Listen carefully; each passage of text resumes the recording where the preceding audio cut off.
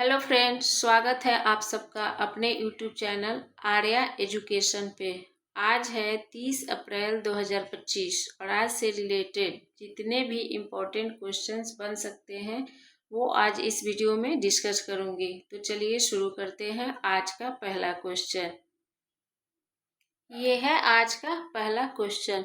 हाल ही में फिजी के सर्वोच्च सम्मान companion of the order of Fiji से किसे सम्मानित किया गया है? तो इसका आंसर होगा मधुसूदन साई। मधुसूदन साई। अब इसे डिटेल में समझते हैं। 25 अप्रैल 2025 को कर्नाटक के भारतीय आध्यात्मिक और मानवतावादी नेता श्री मधुसूदन साई को फिजी के सर्वोच्च नागरिक सम्मान companion of the order of Fiji से सम्मानित किया गया है। यह सम्मान फिजी के राष्ट्रपति रातू नाइकामा लाल बलावू द्वारा प्रदान किया गया। इससे पहले इस सम्मान से 2023 में भारत के प्रधानमंत्री नरेंद्र मोदी और 2024 में भारत की राष्ट्रपति द्रौपदी मुर्मू को भी सम्मानित किया गया था। ये है अगला क्वेश्चन। हाल ही में विश्व पशु चिकित्सा दिवस 2025 कब मनाया गया है? तो इसका आंसर होगा 26 अप्रैल। 26 अप्रैल को विश्व पशु चिकित्सा दिवस मनाया गया। अब इसे डिटेल में समझते हैं। विश्व पशु चिकित्सा दिवस प्रति वर्ष अप्रैल के अंतिम शनिवार को दुनिया भर में मनाया जाता है।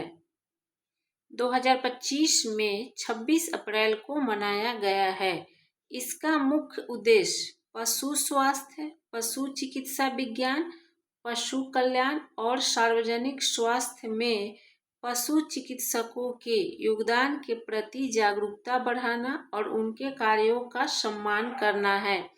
इसकी शुरुआत वर्ष 2000 में हुई थी। इसकी थीम है पशु स्वास्थ्य के लिए टीम की आवश्यकता होती है। हाल ही में स्टैनफोर्ड एआई इंडेक्स 2025 में भारत का क्या स्थान है? तो इसका आंसर होगा 7वां। स्टैनफोर्ड एआई इंडेक्स में भारत का 7वां स्थान है। स्टैनफोर्ड एआई इंडेक्स 2025 के अनुसार भारत ने 2013 से 2024 तक कुल मिलाकर 11.1 बिलियन डॉलर का निजी एआई निवेश आकर्षित किया है। इस अवधि में भारत की वैश्विक रैंक 7वीं रही है। यह रिपोर्ट वैश्विक एआई निवेश, कार्यबल और शोध के आंकड़ों के आधार पर की गई है। जारी करता है स्टैनफोर्ड यूनिवर्सिटी। हाल ही में डीआरडीओ ने 1000 सेकेंड के सफल ग्राउंड टेस्ट के साथ स्क्रम जेट इंजन के विकास में बड़ी उपलब्धि कहाँ हासिल की है? तो इसका आंसर होगा हैदराबाद। हैदराबाद। डीआरडीओ ने हैदराबाद में स्क्रम जेट इंजन के विकास में एक बड़ी उपलब्धि हासिल की। इस इंजन का 1000 सेकेंड का सफल ग्राउंड टेस्ट 2025 में किया गया। इस परीक्षण का उद्देश्य हाइपरसोनिक गति पर उड़ान भरने वाले विमानों के लिए एक सक्षम और कुशल इंजन विकसित करना था। हाल ही में विश्व कार्यस्थल सुरक्षा एवं स्वास्थ्य दिवस कब मनाया गया है? तो इसका आंसर होगा 28 अप्रैल। 28 अप्रैल। विश्व कार्यस्थल सुरक्षा एवं स्वास्थ्य दिवस हर साल 28 अप्रैल को मनाया जाता है। इसका उद्देश्य कार्यस्थल पर सुरक्षा के महत्व के बारे में जागरूकता बढ़ाना और सभी उद्योगों में स्वस्थ कार्य वातावरण सुनिश्चित करना है। पहली बार 2003 में अंतर्राष्ट्रीय श्रम संगठन द्वारा मनाया गया था। हाल ही में उड़ान योजना को 8 वर्ष पूरे हो गए। इसकी शुरुआत कब हुई थी? तो इसका आंसर होगा 27 अप्रैल 2017। 27 अप्रैल 2017 को उड़ान योजना की शुरुआत हुई थी।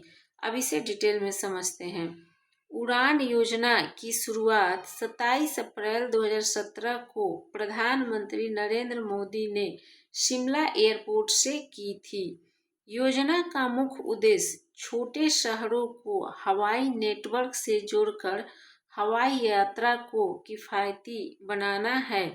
पहली उड़ान शिमला से दिल्ली के बीच संचालित की गई थी। उड़ान योजना, जिसका पूरा नाम उड़े देश का आम नागरिक है, भारत सरकार की एक क्षेत्रीय कनेक्टिविटी योजना है। हाल ही में भारत सरकार ने किस देश को थैलेसीमिया और सिकल सेल रोग के प्रबंधन में सहायता देने के लिए $2 मिलियन की चिकित्सा सहायता प्रदान की है?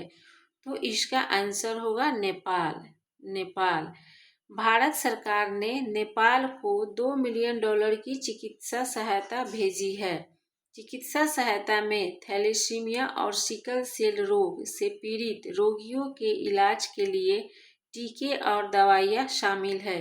यह सहायता नेपाल में भारतीय राजदूत नवीन श्रीवास्तव ने नेपाली स्वास्थ्य और जनसंख्या मंत्री प्रदीप पौडेल को सौंपी है।